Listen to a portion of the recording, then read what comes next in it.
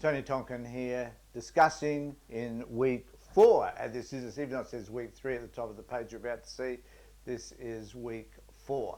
And today we're going to talk about anger and how we can better understand the feelings that we have around our anger, how that anger presents in our world, where it comes from, and why it's there in the first place. So they're interesting things to be able to explore, which we'll be dutifully doing in just a moment.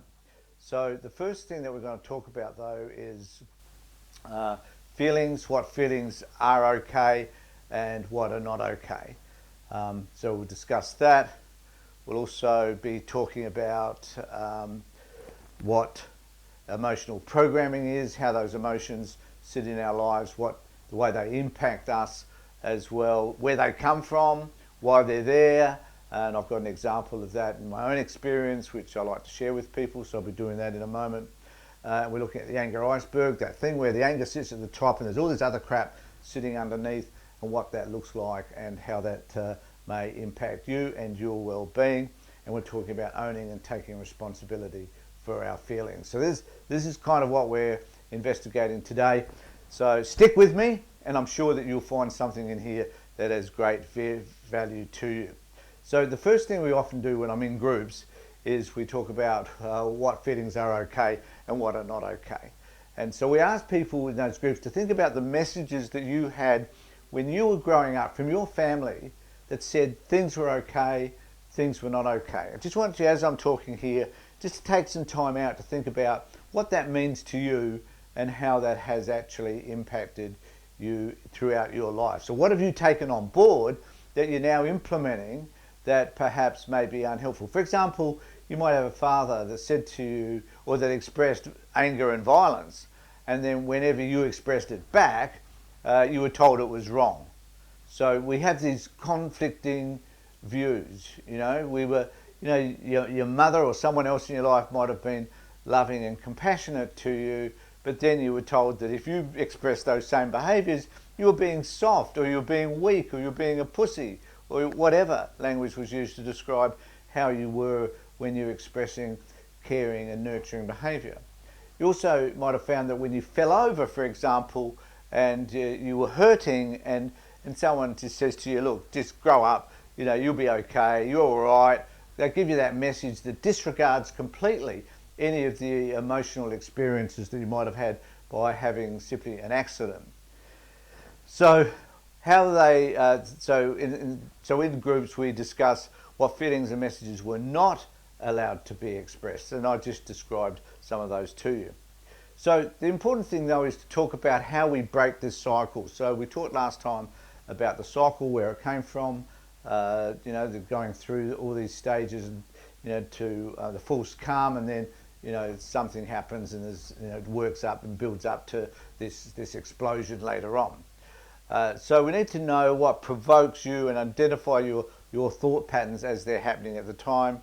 And we ask you to be prepared to organise your thought patterns. So this is the notion that we have, that we need to find a way to be able to say, well, the place I'm going to is not a good place. This is a place which I often go to, and I will find that I hurt or harm somebody else when I go to this specific place. And so we must make a decision as to, at that point, we must put a gap in place and say, look, I'm not going to go there. I'm going to deal with this issue. I'm going to take some time out just to think about where I'm going, and I'm not going to do things that are going to harm other people. In fact, what I should be doing is developing some skills that are going to help me to better understand how I can respond differently than the way that I have responded in the past. Know and initiate productive ways. These skills that we're going to be talking about later on, to manage how you're feeling, to understand where those feelings are coming from, and to be able to therefore deal with them. Now I'm going to tell you a story about me. Now this photograph that you see in front of you is about me, because that is me at about 5 or 6. I don't know what specific age it was. What I'm making there is a table. So I've got this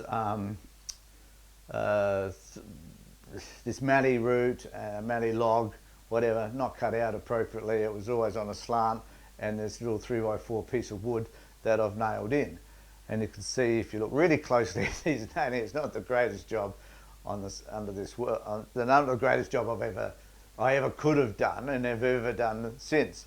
Now the reason for that is that, and let's tell you this part of the story, that when I saw this video, my father had, so when I saw this slide, my father had heaps and heaps of slides. He was a pharmacist and he had access to Kodak film, and he was a good photographer, and he took lots of photographs of us as kids growing up.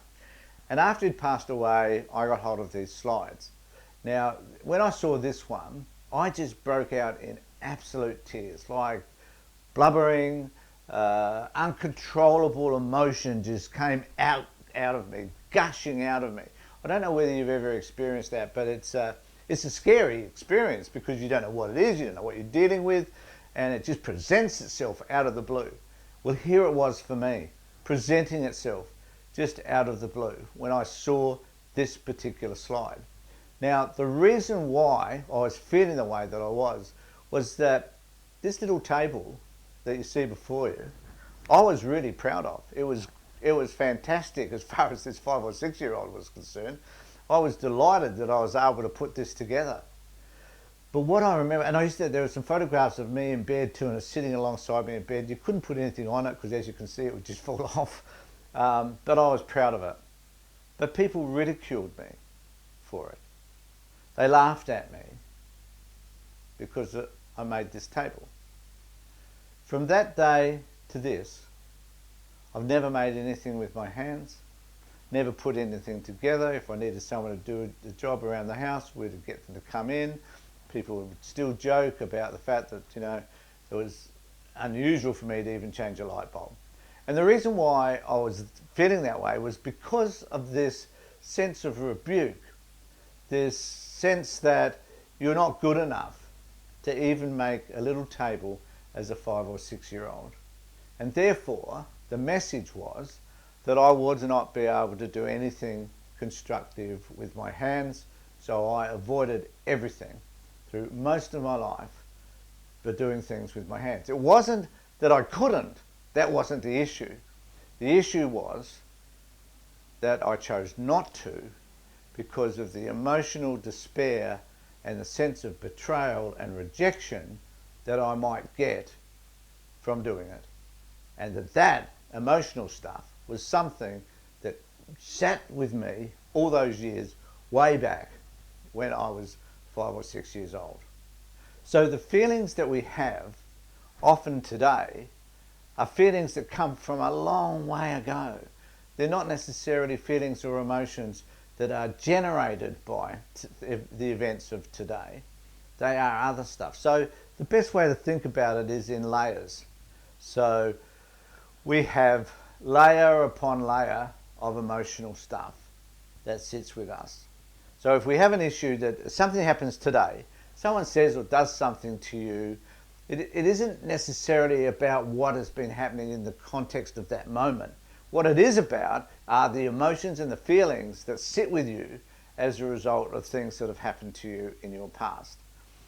You're responding not just to that moment, you're responding to all those other emotions that have happened to you. So if you felt betrayed, dishonoured, or people have been disloyal to you, whatever word you care to use, then whatever that thing is that happens now where you feel people are being disloyal to you is usually not about just that one event.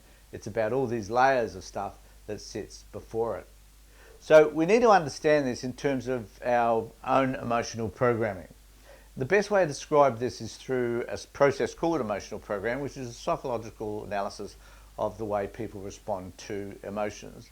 So your emotional programming is simply a set of decisions and beliefs you made about yourself, others, like me and my table, and the world in general when we were growing up. I was not capable of making anything with my hands. You may not be capable of having relationships because all the relationships you've had have been crappy because you've been put down as a child. Who knows? You need to find out, and that's part of our task today. So between birth and 5 years of age, you receive 50% of your emotional programming. So how we're going to interpret our world is determined by the time we're around 5 years old. So any of you that have got kids, think about how you have been talking to and understanding their emotions. So comments that you might make that put a child down, that denigrate who they are, that makes them believe that they're not good enough. All those sorts of feelings and emotions, they may impact them, as did my table, for the rest of their lives. So we need to be really careful about what it is that has been said to us. So we need to sometimes think about, even though we cannot always remember, what things were said to us about us when we were going from 0 to 5, right? And beyond that as well, as I'll explain in a moment.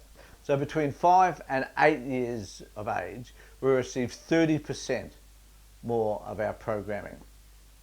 By the age 8, you are 80% programmed psychologically. Think about it. When you're 8, or by 8, who are the most important people in your world? Who is it that influences you the most? Well, firstly, 0 to 5 has been your parents and other people and family members around you.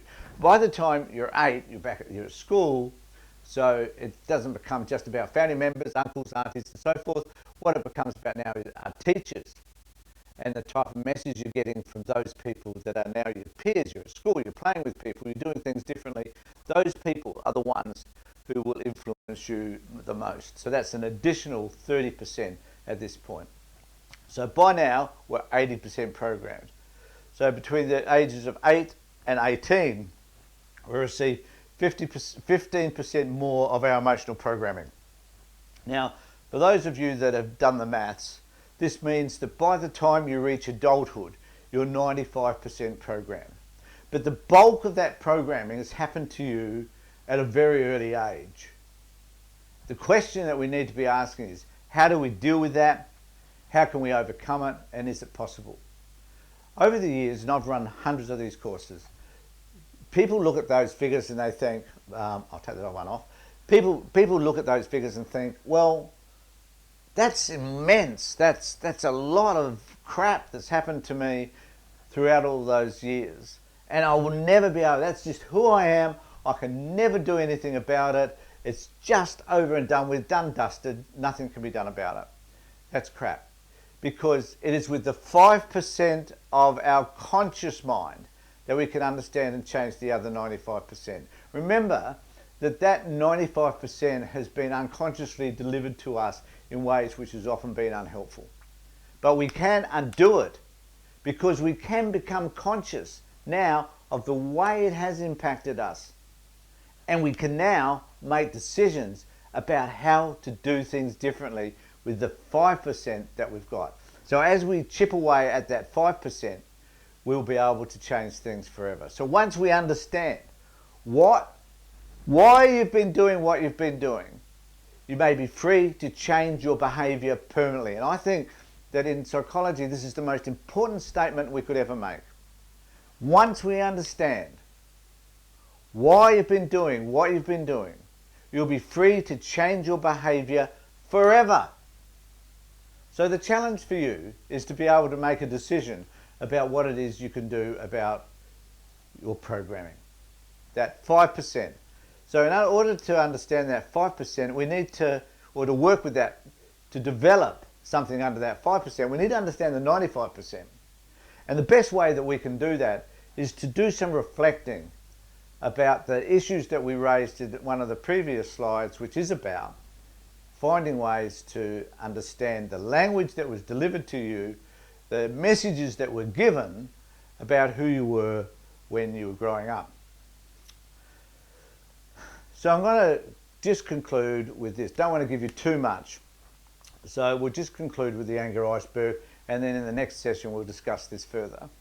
Now, the thing about the anger iceberg is that most of what we think, or most of what we, no, I'll reframe that, most of what people experience of us is actually the anger. So people define our anger in terms of our behavior. So, and that's not just about things we do. That's also sometimes about the way we look. So somebody will look at us and we're red-faced and our eyes are dilated and, you know, we're looking angry. And some poor people cannot help the fact that they're tall, they're muscular, they're whatever, and they just appear to be uh, powerful, dominant, aggressive people, which is really about other people judging them for simply the way they look. I'm not talking about that. I'm talking more about the way that we look when we're feeling angry. Now, they did a survey many years ago amongst men who experienced anger, and they came up with a few feelings that these people had that were in common generally amongst this cohort. They're frustrated, lonely, hopeless, and helpless were some of the key words. I've got powerless here as well. So these were the key words that people were feeling: hopeless, helpless, and powerless.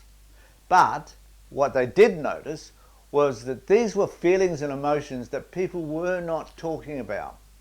That when a person is angry, they're endeavouring to be powerful, they're endeavouring to be dominant. Many of you would like to think about yourself as wanting to change something, change that person, change the ideas that they have them sort of more in step with you. This is what this is all about. But the reality is that the person who is endeavouring to get those people to change to fit with them usually are wanting to do that because they feel inferior, less powerful than that person. I mean, why would you want someone to be in step with you? Is it just because you've got an idea that you think is important and that they must come along with that? Does it prevent us from listening to their perspective and where they're coming from? Are we fearful of hearing what they're saying about us because our behaviour may be offensive to them? At the end of the day, we're doing it because we feel hopeless and helpless and powerless about that relationship, and we want it to change. And as a result of that, we often behave in ways that are unhelpful. So we're not going to do that because that's in group discussion, but we're going to have so what I want you to do though, between now and the next session, which will be session 5, I want you to think about your feelings, measure your anger. There is a workbook we put out. If you want a copy of that workbook, please let me know. You can email me. I'll put the email address down below. You can email me about that and I will be able to send you the workbook. You could do the anger log, which is also in the workbook. So I guess in conclusion, what I'd like to say is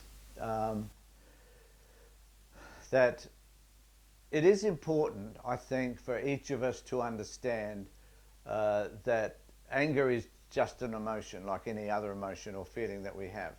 I've explained that before.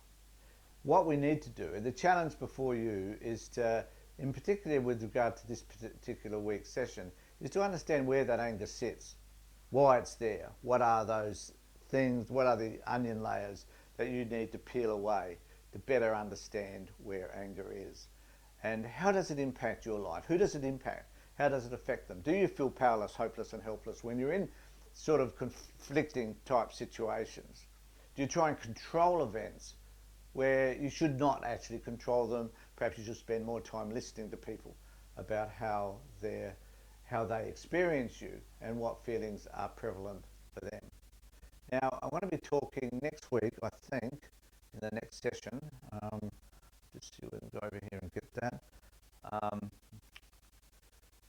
So we've got to be talking about passive, assertive and aggressive behaviour.